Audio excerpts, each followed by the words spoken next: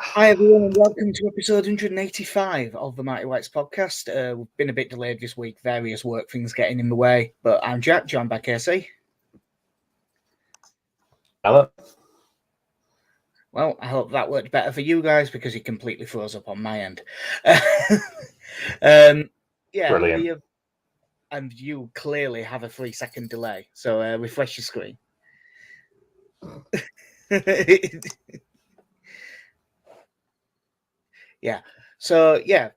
He will be back in a second.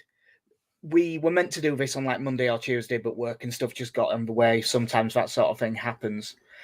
So we will briefly go through the Spurs game. Not that there'll be a massively large amount to say about it, but we'll quickly talk about the Spurs game, and then once we're done talking about the Spurs game, we'll have a little sort of state of the Leeds United address where we try and figure out basically are we going to be all right or not this season. But are you all right, more importantly, Casey? I am now. Wait, that's better. That was a much more immediate response than last time. That's the problem when we have to set this up with like a minute before we start because rushing away from work and stuff. So thinking back, what feels like an eternity now, did Leeds get beat at Spurs or did Leeds throw one away at Spurs? You can't look at it any other way than we threw that away. You can't go in front 3 times in a game and not come away with anything. Yeah, it was an infuriating one, that, because it's not like we were expecting anything going into the game. I've just looked. We both, unsurprisingly, did have us getting beat as predictions. But it was just the way that we got into such good positions. And it's especially after the goal at 3-2. Because although we're going front 3 times, at 3-2 we got in front and we actually territorially we got really into the game. We were starting to actually look like the better side rather than just a team that had scored, which is what I think we looked like earlier in the game. And we just didn't take advantage of it whatsoever. No, it was, like I say, just very frustrating that you knew going there that we were probably going to have a limited number of chances. And the fact that we took 3 of them, and, for the most part, you'd say we deserved them on the balance of play. We were on the front foot plenty in that game. But the goals we conceded, it's a very mixed bag in as much as you can go through them and just go, there's a foul for the first one, there's 2 deflections, and then there's some abject defending. Yeah, as a good thing is we don't need to fully go through it, but we will talk about their goals first, just because we're on the topic. It's been, by Leeds United standards, a while since we've had a real, absolute game-changing decision. I mean, it's been like 4 games. Like since we've had an absolute stinker of a decision. But the first Spurs goal scored by Harry Kane, I have not seen anyone other than someone who, being on Twitter on a wind-up. I have not seen one person seriously suggest that goal should count. And I am including Spurs fans and Spurs writers and everything like that. Yeah, I don't understand where it isn't. Like, I'd love to hear the rationale behind it not being a foul. Because ultimately, I look at that and just think, while, yes, Meslier has got to it, he's been pushed and then their player has landed on him in the goal. Like, there is no... if nothing else, it's obstruction. Yeah, it's at least 1 foul on Meslier, maybe 2. Because there's the foul that stops him getting a clean punch on it, and then he's forced into the goal and sort of held on the floor as well. Also, Harry Kane very clearly fouls Tyler Adams in his attempt. Captain, though, isn't he? You can't hold that against him. That is true, and I don't hold that against Harry Kane because that's not his fault. That has been a thing with the England captain for my entire time watching football. Didn't, as far back as I can remember, the England captain cannot do any wrong. That is just a fact. But yeah, like that is one of them where if VAR isn't going to overturn that, then what the fuck is the point of it being there? It's not, oh, that was a bit of an iffy decision. It's sort of on the line. It probably is a foul, but there's maybe not enough to overturn it. It's absolutely blatant. Yeah, and you can have the discussion if you want about whether goalkeepers are overly protected or not.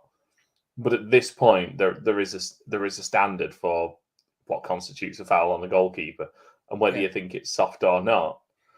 I've seen much softer free kicks given in favour of goalkeepers than that was. Yeah, that's true. I was thinking of it without the double standard that is, if you touch the goalkeeper, it's foul. Basically, nowadays.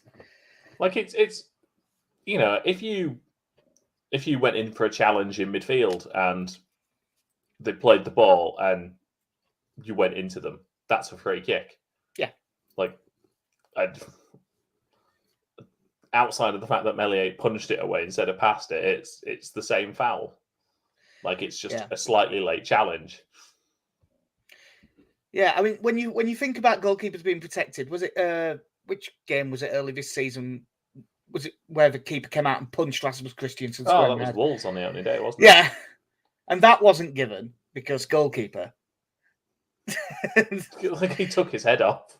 Yeah, I just can't speak. But obviously, that goal, it made it 1-1.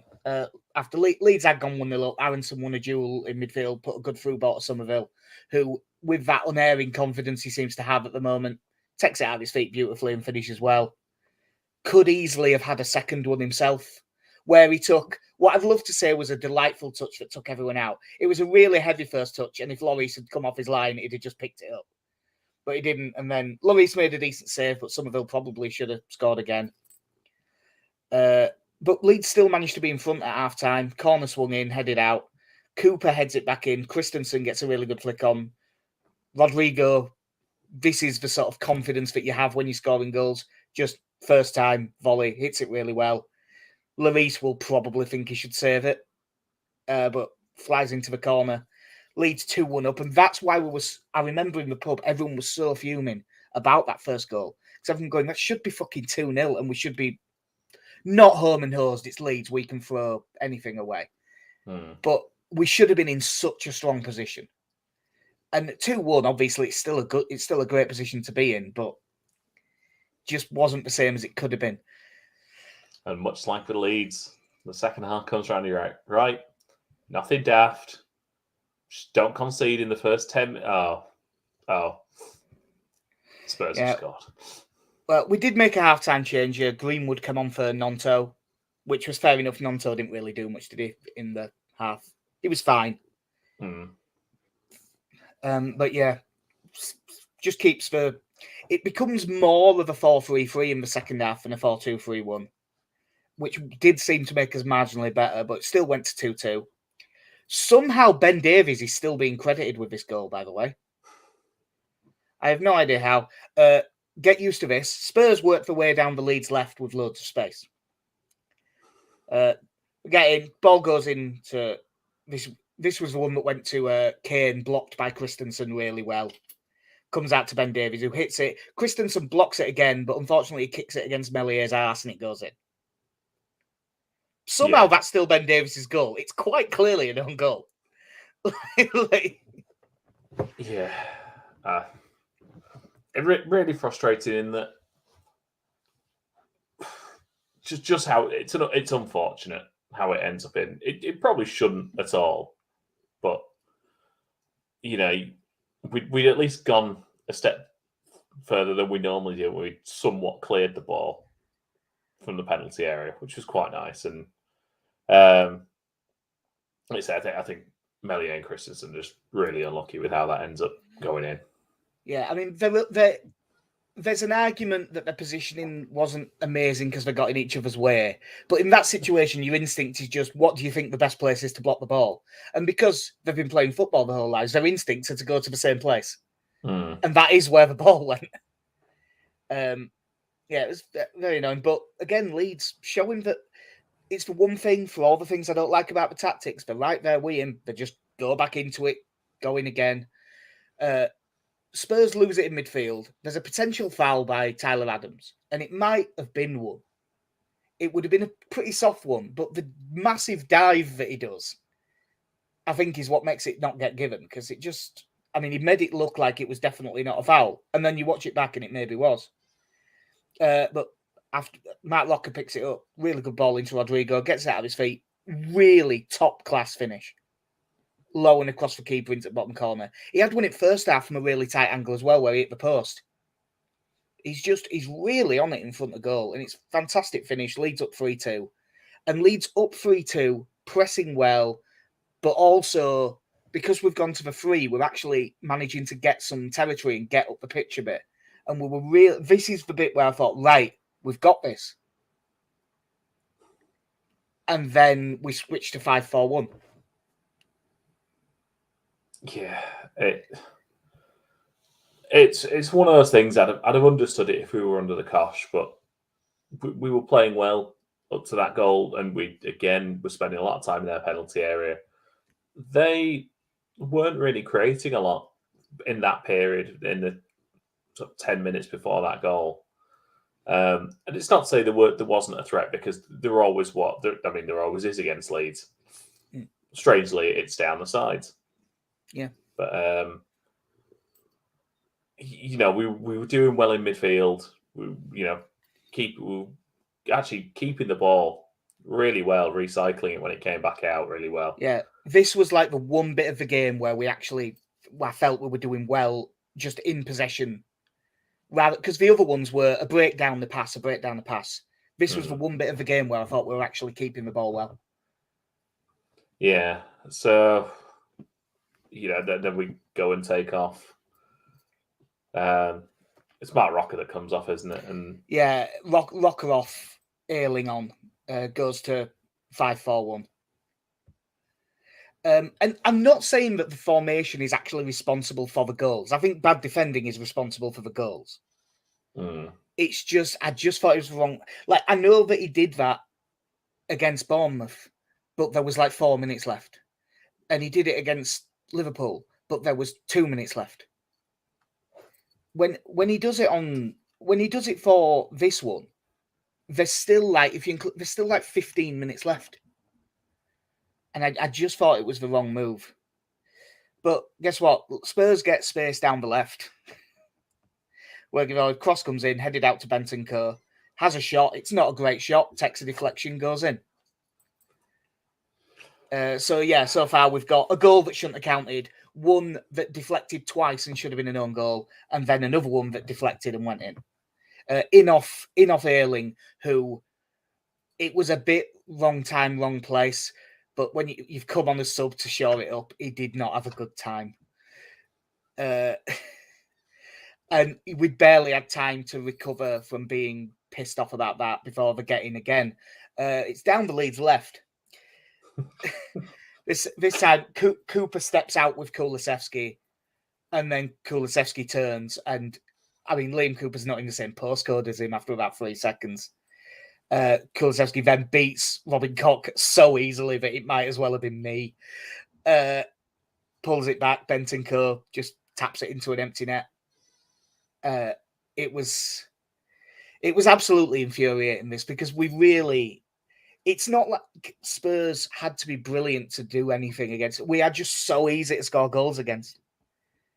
So, I mean, What does that mean? We have played, the Liverpool game, we only conceded 1, and that is excellent. Against Liverpool, if you only concede 1, you've done well. But the games are the other side of that, we conceded 3 to Fulham, 3 to Bournemouth, and 4 to Spurs.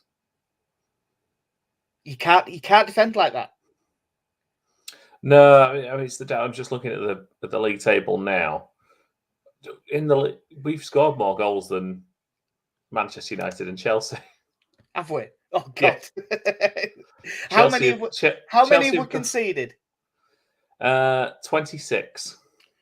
Is that the most of anyone who isn't Bournemouth? No, but it's not far off. Forest 30, Southampton 27. Leicester 25. So there's a couple. And Fulham Yeah. and Brentford are 9th and 10th, and they've conceded 26 and 25. I thought that we would be worse off than that in the goals conceded table. Fair enough, that's not as bad as I'd have thought. It is that weird thing that we're 15th. Our goal difference is -4. Yeah. We also didn't mention very, very, very, very stupidly, Tyler Adams got sent off late in this game. Yeah, it was very much a look on his face of, oh shit, I've already been booked. Yeah. By the way, have you seen the tackle he got booked for? The first one back. It's nothing, isn't it? He never touched him. Never touched him in a million years. But that doesn't make the second one any less stupid. He knew he was on a yellow and he just kicked him. It was really silly. And now we're going to have forgot about it by the time we come round to the 28th of December. But you're going to need, if there's a game where you need someone like Tyler Adams, it's Man City. And we're not going to have him now. It's going to be a problem. Mind you, it's not going to matter. We'll get beat by Man City anyway. So yeah, infuriating result. We lost. You've mentioned the table just then, and we'll have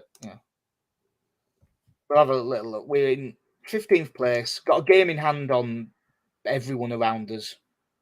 Not that matters a great deal. That matters when you're at the top, not at the bottom, really. 2 points above the relegation zone. Compared to what you thought pre-season, where do we stand? I mean, I was predicting around 12th, 13th, so it's, we're in that ballpark. It's oddly enough, it's exactly the same as it was last season at this point. Which it's a different issue, I suppose, than last season, because I think already by this point last season, I think we were half a team down. But it's like you say, it's that you can see where we are going to concede the goals every time.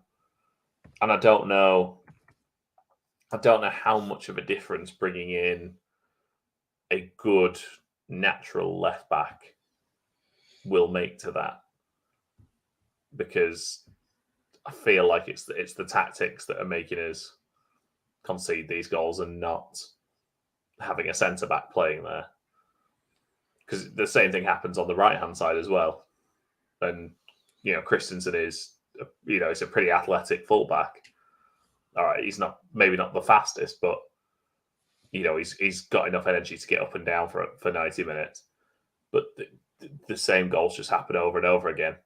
Yeah, well, like in the Spurs game, it wasn't down the left because it was Struijk. It was down the left because it was Kulusevski. Yeah. Spurs chose for it to be the left. They could have, if they'd have wanted to do it on the other side, they could have done it on the other side. Yeah, I mean, I'm absolutely gutted that because he's only just coming back from injury, he didn't get taken off after an hour. And put like Lucas Moura on, or right, I don't know, just put someone else there who's not him. But like the one good thing I saw, I'd mentioned it fairly early on to you during the game, was that it was the centre mids were getting back when they were hitting us down the sides. Yeah, Rocker especially. I saw drop into that like left centre back role when Struijk went out quite a few times. Which I think is a positive, but at the same time, the amount of times they would get back in, and then we'd have a line of about 6 players just stood in a straight line about level with the 6-yard box, as opposed to, if Rocker's gone in to fill the gap, Tyler Adams moves into the penalty spot or between the penalty spot and the edge to kind of be the first one to charge something down if it came out that way. So we were getting bodies back, which I think this is a positive, but the negative side to that was it seemed still quite unorganised. Yeah, that's a good point. I didn't, because 2 of the goals are ball breaks to the edge of the box and there's no one to close it down. Yeah, and you feel like you say, because it was down our left. If Rocker's going to fill in the gap on that side, that's fine.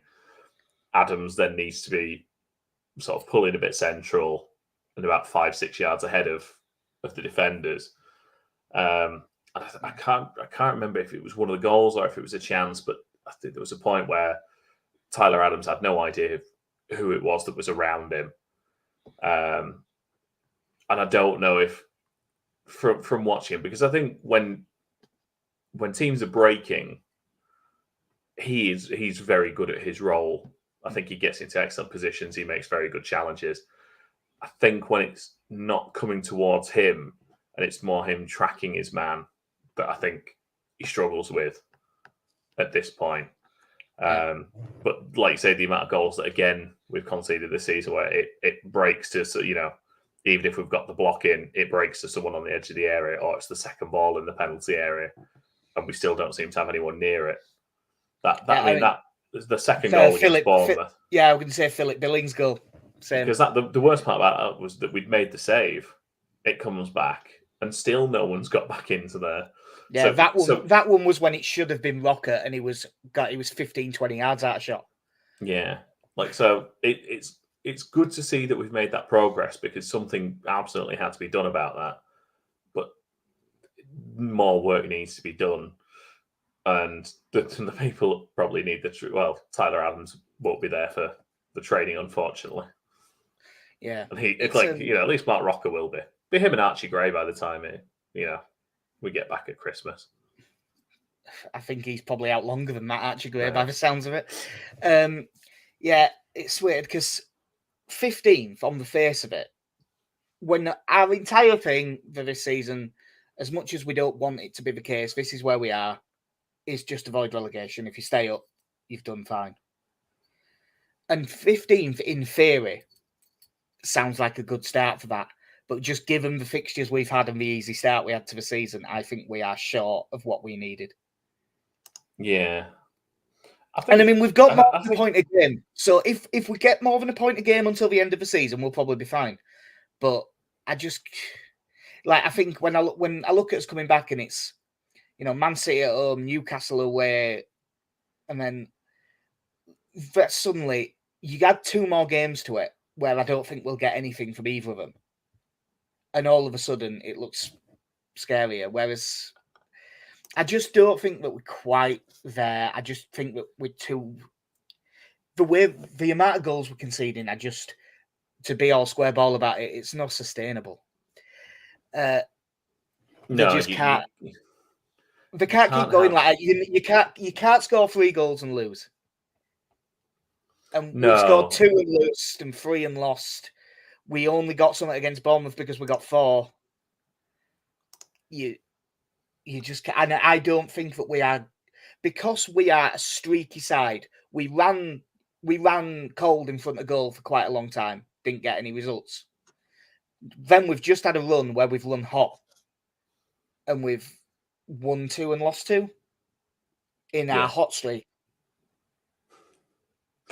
That worries me. If in our hot streak in front of goal, we won 2 and lost 2. And admittedly, one of those wins is at Anfield, so it's an unbelievable result. But in your hot streak, you need to pick up points. And especially when our attacking play is so based on forcing an opposition mistake. So you're not self-sufficient in the way you're creating your chances. If we're not taking advantage when we're running hot, I think we're going to be in serious trouble, because you're not going to run hot consistently in this system. No, and the problem is when you're this close to the relegation zone as we are, you can't just look at games like Man City and things like that and just think, well, we're going to lose anyway, because we are 2 points ahead of Forest in 18th. It's Now, fortunately, goal difference is a lot better than the 3 teams that are in there, but we're still at a point where that last weekend gone, that you looked all around and results went the way in lots of the teams around us. Yeah. So even though we were going in to that Spurs game thinking, look, if you lose that game 1-0, like by a single goal, it's not a bad result. But if we have having had 6 games without a win before we won our next 2. If we go on another bad run, then there's every chance we get no points from the next 2 games. Yeah, because we're playing 2 very good teams, especially Newcastle, who are defensively fantastic. Yeah, and they're not bad going forward either. No, so it's the disappointing thing that we've scored of our last 4 games, we've scored 5 goals in the 2 games that we've lost. It's ultimately you just think it's such a waste. Yeah. Obviously, we started out with where do we stand. I think that we're below. I've just looked it up. Your actual prediction was 13th. That stays in. That's what we have. If you were revising it, what do you think you'd say? I think I might go down to 15th. Well, I said 15th. And I think I would now say 17th. I just think that we are going to get...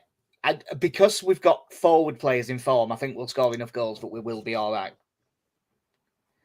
And I actually think there could be a weird thing where it's really tight now, but I could see it diverging a little bit. A lot depends on how Nathan Jones does at Southampton. Just glancing around the bottom, by the time we come back for the next set of Premier League fixtures, do you think Frank Lampard will still be Everton manager? I don't know. Who have they got? Their next 2. Oh, God. So their next game back is Wolves. Oof. And then it's Man City after that. I think they'll give him the Wolves game, and if they lose that, they'll sack him. Yeah. I didn't realise that was the next game. It's Although Wolves they shouldn't wait. If they're thinking about doing it, they should just do it now. But I think that if they get someone else, they'll be better, so I don't want them to. Yeah. I mean, we've got West Ham fairly early. They are having like a much worse season. There's a lot of talk about Moyes. But I thought that all the World Cup sackings, I thought if they were going to happen, that they'd have happened by now. Because you'd have thought it'd have been straight after the final game, wouldn't you, really? Yeah, I mean, obviously, Wolves, I know they took the time, but they announced Lopetegui to basically start the day everyone else went away for the World Cup, didn't they? I mean, if you Forest, I can't. Be very bizarre if they change Cooper, especially after that contract offer. Oh yeah, Lampard, I think he's pretty safe. To be fair, Lampard, I don't think he sees out the season. No, they're not playing and that reaction after the Bournemouth game where they got beaten, they were all really good. When Alex Iwobi threw his shirt into the crowd and they threw it back, like he was John Cena at One Night Stand. Like, I mean, the flip side of the goal scoring stuff, all the teams below us have played an extra game, and going from bottom up to us, Wolves have scored 8, Southampton 13, Forest 11, Everton 11, West Ham 12, us 22. Yeah. That's what I mean by, even though I think we'll concede a number of goals that should get a team relegated. But I just think we'll score enough to get away with it. Like, it's... Thank fuck for Crescencio Somerville. Obviously, Rodrigo is in really good form and scoring loads of goals. Second best goals per minute in the league after Haaland. He is having a very good season. But you need supplemental goals after your striker. And that's one of the things we've missed at times. Like Harrison popped up with a few, didn't he, last season? But Somerville coming out with 4 in 4, that makes a really big difference. And it does mean that we have got basically another first team winger now, like that is fully established. I will be very interested to see how we look after the break in terms of, you think we should be back to full strength in that area. Yeah, because like Somerville's been that good that we haven't really thought about Sinisterra being out. No, like he stepped up so well in these few games, and it's the thing that keeps coming up about Somerville is Marsh saying after the Fulham game, or we said, hey, he's not going to score every week, and I'm like, well, no, he's having a decent go. He's having a decent go of it, and he might have to. We've done half an hour. We knew this one was going to be a short one. We may well be back literally tomorrow to start talking about the World Cup. Provided timings work out, we should be able to be back for that. But it's better to keep it separate. I'll just make sure you don't have a drink while we're doing the podcast. It's not allowed anymore. Oh, yeah. That's such a weird thing. It is not at all surprising that they have banned beer at the World Cup. But couldn't they have just done it 2 months ago? If only they'd had 12 years ago. They've had 12 years to plan this. Yeah, it shouldn't happen 2 days before. Did you see the tweet from Budweiser that went out today and then got deleted almost immediately? Was it just go, well, this is awkward one? Yeah. I love the one where it's just, the guy from the Duff Brewery going, oh, we're not worried. Our Bud Zero will be just as popular. That's the end of me. Yeah, so the last question, it's not really half a season, but this is the best break. This is the best break to do it. Who would be your player of the half season? It's really tempting to pick Somerville. I don't know. He's only started like 5 games. I don't know, actually. It's weird because objectively, I don't think Rodrigo plays fantastically. But God, he's effective. He's just in really good nick in front of goal. Yeah. I genuinely, I've said this before. There's been games where he's played really well and not got much. I genuinely, against Spurs, don't think he had a particularly good game, as a whole. But he played up front and he scored 2 goals. So 8.5 out of 10. You can't argue with that, really. I think because it is quite tough because I think there's a few contenders. Like I think Strauch is a contender. Playing out of position, he's done really well. I think Tyler Adams is. And I would say Rodrigo probably is. And then there's a few that are like one step below that. I'd say Koch is in that. Aronson's probably in that, just in the below that tier. I think if I hadn't had the glass shattering moment of realizing that Rocker and Adams just never got back for a lot of the goals we conceded, I think Tyler Adams would be right up there. But I've now seen it, and I can't not know that anymore. And it's weird because we've conceded so many goals, but Melier's had a good season again. Yeah. I'm really genuinely not sure who I would go for. I wish you'd given me more time. I wish you'd given me more time to think about this. Well, honestly, I didn't write any notes for this. I only finished work like 11 minutes before we went live. I think I would just about, despite those mistakes we've seen, I think I probably would just about give it to Melier, even though he has made some mistakes this season. Yeah. So, you know what? I'm going to go. I'm just going to say Somerville.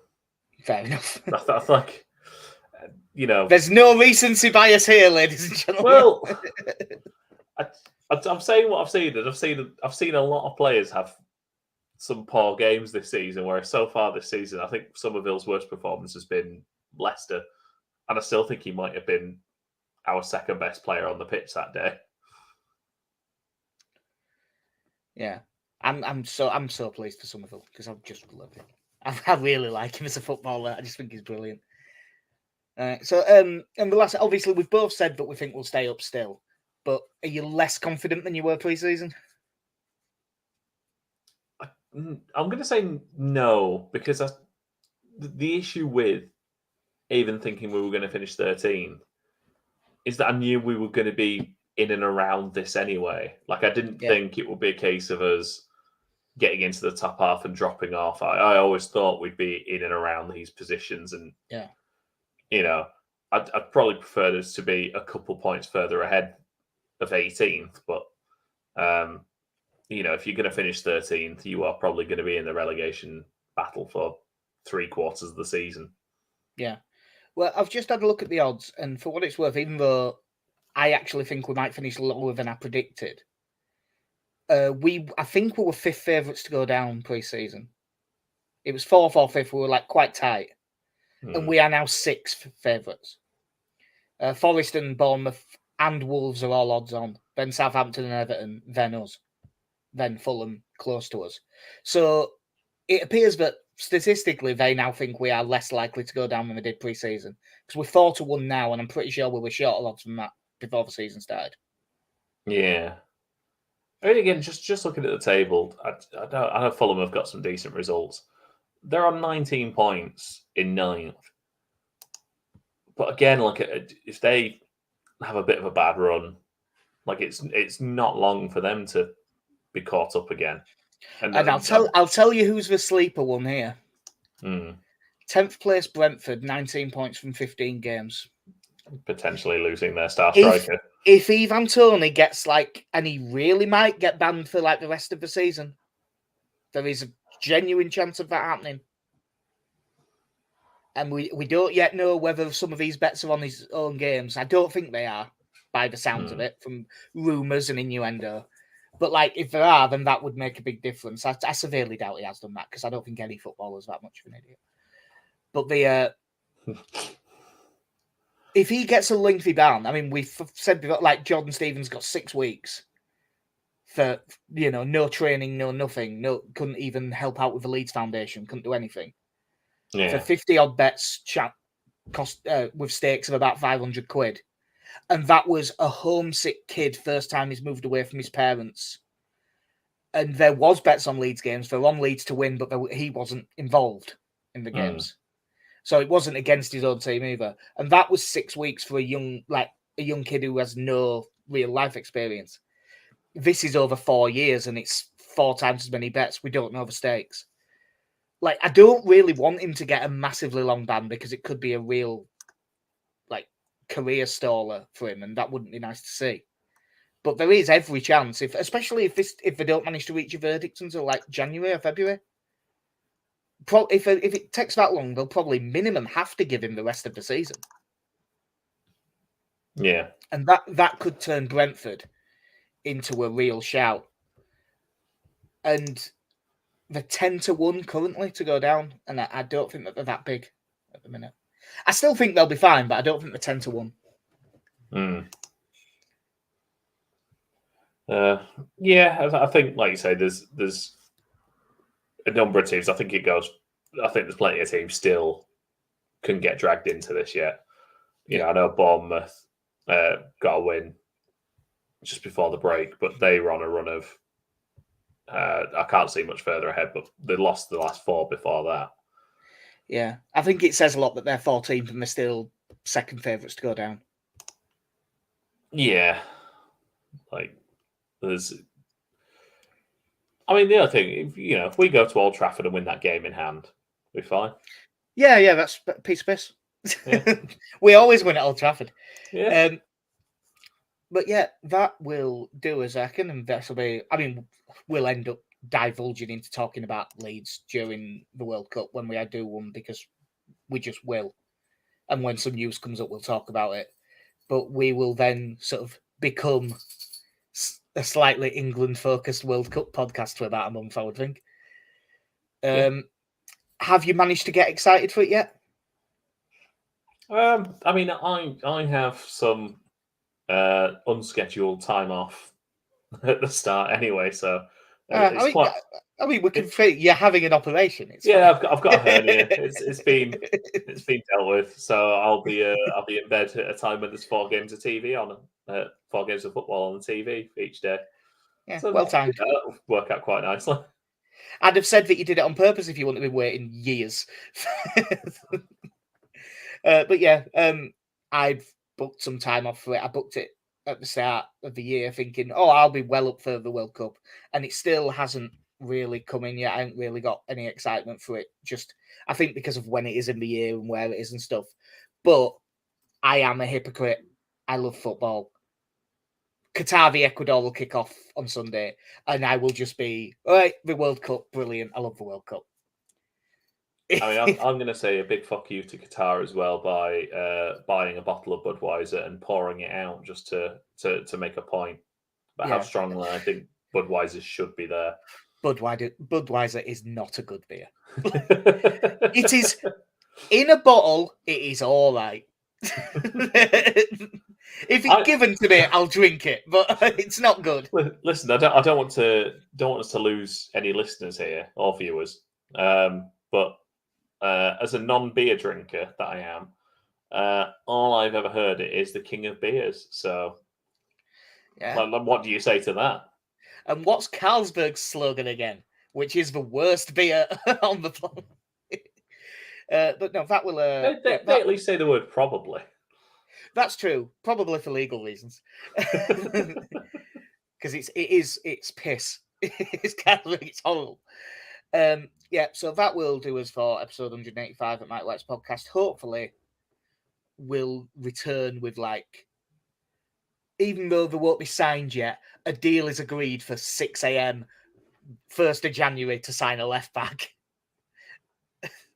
But we'll see, because God, we need one so badly.